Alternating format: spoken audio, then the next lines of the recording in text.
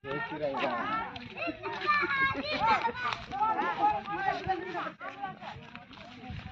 जाओ।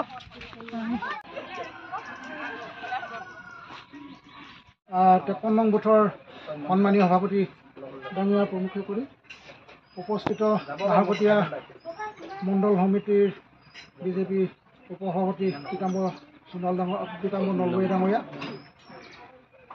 উপস্থিত 53 নং বুথৰ বুথ সমিতিৰ সাধাৰণ সম্পাদককে প্ৰমুখ্য কৰি বুথ সমিতিৰ বিষয়ববীয়াসকল, উপস্থিত আই মাতৃসকল, জয়তে আপোনালোক সকলোকে মোৰ ফালৰ পৰা আন্তৰিক শ্ৰদ্ধা আৰু শুভেচ্ছা জ্ঞাপন কৰিছোঁ। আপোনালোকে নিশ্চয় গম পাইছে যে 2 তাৰিখে নিৰ্বাচন অনুষ্ঠিত হৈ গ'ল। 11 তাৰিখে নিৰ্বাচনৰ ফলাফল ঘোষণা কৰিলে আৰু সেই নিৰ্বাচনত আপোনালোকৰ অক্লান্ত শ্ৰম, ত্যাগ আৰু সহযোগিতাৰ বিনিময়ত আমি বিপুল ভোটত এই ৱাৰ্ডটো ৱাৰ্ড সদস্য হিচাপে জয়ী হ'বলৈ সক্ষম হ'লোঁ। গতিকে এই চেগতে আপোনালোকক মোৰ ফালৰ পৰা পুনৰবাৰ আন্তৰিক শুভেচ্ছা আৰু কৃতজ্ঞতা জ্ঞাপন কৰিছোঁ। এই কথা হৈছে কি, সিদিনাখন বিধায়ক ডাঙৰীয়াই আমাক সম্বৰ্ধনা অনুষ্ঠানলৈ মাতিলে আৰু তাতেই ক'লে যে এই মন কী বাত অনুষ্ঠানটো 25 তাৰিখে অনুষ্ঠিত কৰিব প্ৰত্যেকটো বুথে বুথে, আৰু তাতেই যিবোৰ নতুনকৈ আমি নিৰ্বাচিত জনপ্ৰতিনিধি হৈছোঁ, পঞ্চায়ত নিৰ্বাচিত প্ৰতিনিধি, সেই প্ৰতিনিধিসকলৰ জৰিয়তে মন কী বাত অনুষ্ঠানটো অনুষ্ঠিত কৰিবলৈ ক'লে। তাৰ পাছত আমি আপোনালোকক লগ পোৱা হোৱা নাই, নিৰ্বাচন হোৱাৰ মানে কি আমি নিৰ্বাচিত হোৱাৰ পাছত লগ পোৱা হোৱা নাই, এনেই লগ পাইছোঁ আনুষ্ঠানিকভাৱে, এনেকুৱাকৈ লগ পোৱা হোৱা নাই। গতিকে এয়াও এটা আমাৰ বাৰ্তালাপৰ এটা সুযোগ। দ্বিতীয় কথা হ'ল কি, আগন্তুক দিনত আমি প্ৰত্যেকটো মাহতে আমি এটা কাৰ্যসূচী ল'ম, প্ৰত্যেকখন গাঁৱতে মানে নিজৰ নিজৰ হেৰিয়ত গাঁৱত এই মাহত বোলে আমি ইয়াত ল'লোঁ, অহা মাহত 1 নং হাইস্কুল যাম, তাই আকৌ 2 নং হাইস্কুল যাম, তেনেকুৱা প্ৰত্যেকখন মাহতে প্ৰত্যেকটো মাহতে মন কী বাত বুলিয়ে নহয়, মন কী বাতটো অনুষ্ঠিত হ'বই। তাৰ পাছতো আমাৰ যিবোৰ সমস্যা আছে, ব্যক্তিগত হওক ৰাজহুৱা হওক, এই সমস্যাবোৰ পৰ্যালোচনা কৰিবৰ কাৰণে, পৰ্যবেক্ষণ কৰিবৰ কাৰণে, যাতে আমি এই সমস্যাবোৰ সমাধানৰ ক্ষেত্ৰত অগ্ৰণী ভূমিকাখিনি ল'ব পাৰোঁ। আমাৰ পঞ্চায়তী ৰাজ ব্যৱস্থাই যিখিনি আমি কৰিব পাৰোঁ সেইখিনি কৰিম। বাকীখিনি বিধায়ক মহোদয়ৰ যোগেদি, আঞ্চলিক পঞ্চায়তৰ সদস্য মহোদয়ৰ যোগেদি, জিলা পৰিষদৰ সদস্য মহোদয়ৰ যোগেদি বা সাংসদ মহোদয়ৰ যোগেদি আমি যিখিনি পাৰোঁ সমস্যাখিনি সমাধানৰ ক্ষেত্ৰত আমি প্ৰত্যেকটো মাহতে আমি পৰ্যালোচনা সভা অনুষ্ঠিত কৰিম। আৰু সেই সভাতে আমি কিখিনি সমস্যা আছে আৰু কেনেধৰণে কোনটো পথেৰে গ'লে আমি সমস্যাটো সমাধান কৰিব পাৰিম, এই কথাখিনি আমি পৰ্যালোচনা বৈঠক অনুষ্ঠিত কৰিম। দ্বিতীয় কথা হ'ল কি, আমাৰ আৰু এটা ইয়াতে হেৰি হ'ব, আমাৰ গণসংযোগটো আমাৰ খুব মানে বিচ্ছিন্ন হৈ যোৱাৰ নিচিনা হৈছে, কম হৈছে। সেইটো কাৰণে সেয়াও এটা আমাৰ সুযোগ। প্ৰত্যেকটো মাহতে আমি কাৰ্যকৰ্তাসকলে, আমি দলীয় কাৰ্যকৰ্তাসকলে দলীয় নীতি নিৰ্দেশনা বুলিয়ে নহয়, দলীয় যিবোৰ কাৰ্যসূচী, লগতে আমি যিসকল একত্ৰিতভাৱে আগন্তুক দিনত আমি দলটো কি পৰ্যায়ে আমি আগবঢ়াই নিব পাৰিম, এই কথাখিনিও সেই সভাতে অনুষ্ঠিত আমি পৰ্যালোচনাখিনি কৰিম। এতিয়া কথা হৈছে কি, আজি এই অনুষ্ঠানটোৰ লগত, এই কাৰ্যসূচীটোৰ লগত সংগতি ৰাখি আমি তিৰংগা যাত্ৰা এটা, এইটো কেন্দ্ৰীয় কমিটিৰ এটা নিৰ্দেশ, আমি সেই কাৰ্যসূচীটো অনুষ্ঠিত কৰিবলৈ গৈছোঁ। আপোনালোকে নিশ্চয় গম পাইছে, আজি কিছুদিনৰ আগতে জম্মু কাশ্মীৰত 26 জনকৈ পৰ্যটক, অৰ্থাৎ তাত ফুৰিবলৈ যোৱা ব্যক্তিক সন্ত্ৰাসবাদীয়ে নৃশংসভাৱে হত্যা কৰিলে। তাৰ পৰিপ্ৰেক্ষিতত ভাৰত চৰকাৰে নৰেন্দ্ৰ মোদী ডাঙৰীয়াৰ নেতৃত্বত কেবিনেটৰ সিদ্ধান্ত অনুসৰি সৰ্বদলীয় বৈঠকত যে আলোচনা কৰি এটা সিদ্ধান্ত ল'লে যে পাকিস্তানক আক্ৰমণ কৰিব লাগে। আৰু সেই পাকিস্তানক আক্ৰমণ কৰি ইতিমধ্যে অপাৰেশ্যন সেন্দুৰ নামে অপাৰেশ্যনটোৰ নাম দিলে। আৰু সেই অপাৰেশ্যন সেন্দুৰত মানে হেৰি কৰি পাকিস্তানত যিবোৰ সন্ত্ৰাসবাদী ঘাটি আছিলে, সেই সন্ত্ৰাসবাদী ঘাটিবোৰ ধ্বংস কৰি নিঃশেষ কৰিবলৈ সক্ষম হ'ল।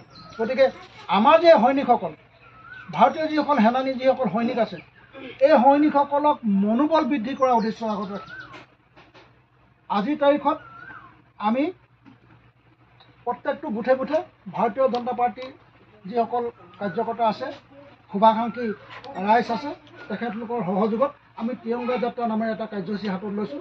আৰু সেই কাৰ্যসূচীটোৱে আমি ইয়াৰ পাছত অনুষ্ঠিত কৰিম। গতিকে আমি আশা ৰাখিছোঁ আপোনালোকে আমাক এই কাৰ্যসূচীটোত আন্তৰিকতা সহযোগখিনি আগবঢ়াব। আমাৰে সন্তান সন্ততি যিসকল সৈনিকত সেনাবাহিনীত নিয়োগ হৈ আছে, মোৰ নহ'লেও কাৰোবাৰ আছে, এই গাঁওখনৰ নিশ্চয় এজন দুজন হ'লেও ইতিমধ্যে সৈনিক নিযুক্তি হৈ আছে। গতিকে সেইসকলক মনোবল বৃদ্ধি কৰাৰ উদ্দেশ্যে যাতে দেশখনৰ সাৰ্বভৌমত্ব ৰক্ষাৰ স্বাৰ্থত যাতে সেইসকলে আৰু উদ্যমেৰে লাগি যায়। আমিতো অস্ত্ৰ চলাব নাজানো, কিন্তু আমাৰ সাহস আৰু প্ৰেৰণাটো আমি যোগাব পাৰোঁ। গতিকে এই উদ্দেশ্য আগত ৰাখি আমি ভাৰতৰ যিসকল সৈনিক আছে সেইসকলক মনোবল আৰু উৎসাহ বৃদ্ধি কৰা মানসিকতাৰে আমি আজি তিৰংগা যাত্ৰা অনুষ্ঠিত কৰিম। গতিকে আপোনালোকক অনুৰোধ জনাইছোঁ যাতে আপোনালোকে আন্তৰিকতাৰে এই কাৰ্যসূচীত অংশগ্ৰহণ কৰি আমি এই কাৰ্যসূচীটো সফল সামৰণি কৰিব পাৰোঁ, তাৰ কাৰণে অনুৰোধ জনাই মোৰ ক'বলগীয়া দেশৰ সামৰণি মাৰিছোঁ। পুনৰবাৰ আপোনালোকক ধন্যবাদ আৰু কৃতজ্ঞতা জ্ঞাপন কৰিছোঁ। আগন্তুক দিনত যাতে আপোনালোকৰ প্ৰেৰণা, সাহস আৰু দিহা পৰামৰ্শৰে আমি এই আমাৰ বুথ লগতে ৱাৰ্ডটো আৰু পঞ্চায়তৰ উন্নয়নৰ স্বাৰ্থত যাতে কামখিনি কৰি যাব পাৰোঁ, তাৰ কাৰণে প্ৰত্যেকটো মুহূৰ্তত আপোনালোকৰ সহযোগিতা আৰু উপস্থিতি আমি কামনা কৰি মোৰ ক'বলগীয়া দেশৰ সামৰণি মাৰিছোঁ। ধন্যবাদ। সদস্যসকলক উদ্দেশ্যে এষাৰ কথা তেখেতে কৈছিলে যে সকলোকে যাতে আজিৰ দিনটোতে ধন্যবাদ জনাব পৰা যায়, যাতে আপোনালোকৰ ইমানখিনি কষ্টৰ বিনিময়ত আমাৰ ৱাৰ্ড সদস্য আৰু সকলো দলৰ প্ৰাৰ্থীকে জয়যুক্ত কৰাৰ কাৰণে আপোনালোকক তেখেতেও ধন্যবাদ জনাইছে। আমাৰ দলীয় সকলো সতীৰ্থই আপোনালোকক ধন্যবাদ জনাইছে। ময়ো আপোনালোকক মোৰ ফালৰ পৰা আন্তৰিক ধন্যবাদ আৰু কৃতজ্ঞতা জনাইছোঁ। ইতিমধ্যে গোটেই কথাখিনি ক'লেই আমাৰ মন কী বাত অনুষ্ঠান হৈ গ'ল। ইয়াৰ পাছতে আমাৰ আৰু এটা কাৰ্যসূচী আছে, সেই কাৰ্যসূচীটো হৈছে সেই তিৰংগা যাত্ৰা। অপাৰেশ্যন সেন্দুৰ নামেৰে আমাৰ যিটো সন্মানীয় প্ৰধানমন্ত্ৰী নৰেন্দ্ৰ মোদী ডাঙৰীয়াই সকলোকে এই তিৰংগা যাত্ৰাটো কৰিবৰ কাৰণে নিৰ্দেশ প্ৰেৰণ কৰিছে। গতিকে আমি সকলোৱে এতিয়া সন্মিলিতভাৱে আমি এই তিৰংগা যাত্ৰাত অংশগ্ৰহণ কৰিম আৰু পুনৰবাৰ সকলোলৈকে ধন্যবাদ জনাই মোৰ চমু বক্তব্য সামৰণি মাৰিছোঁ। ধন্যবাদ। আৰু এইফালে দেখিছেনে হাতে হাতে তিৰংগা পতাকা লৈ আমাৰ দেশৰ জনসাধাৰণে, আমাৰ 53 নং ৱাৰ্ডৰ সদস্যসকলে, বিজয়ী প্ৰাৰ্থীসকলে আজি যি ভাৰতৰ প্ৰধানমন্ত্ৰী মোদী ডাঙৰীয়াৰ নিৰ্দেশ পালন কৰিবৰ কাৰণে আগবাঢ়ি আহিছে। দেশৰ মহান সৈনিকসকলৰ কাৰণে, যিসকলে আজি আমাৰ দেশৰ সুৰক্ষাৰ স্বাৰ্থত নিজকে বলিদান দিলে, তেওঁলোকলৈ এই চেগতে সহস্ৰ প্ৰণিপাত জনাইছোঁ। তেখেতসকলৰ আত্মাৰ সদ্গতি কামনা কৰিছোঁ আৰু আমাৰ কোটি কোটি ভাৰতীয় জনসাধাৰণৰ মৰম আশীৰ্বাদ আছে, আগলৈও থাকিব। আৰু এয়া আমাৰ গাঁৱৰ সদস্যসকল। এই চেগতে মনত পৰিছে ভূপেন হাজৰিকাৰ শ্বহীদ প্ৰণামো তোমাক, শ্বহীদ প্ৰণামো তোমাক, শ্বহীদ প্ৰণামো তোমাক, শ্বহীদ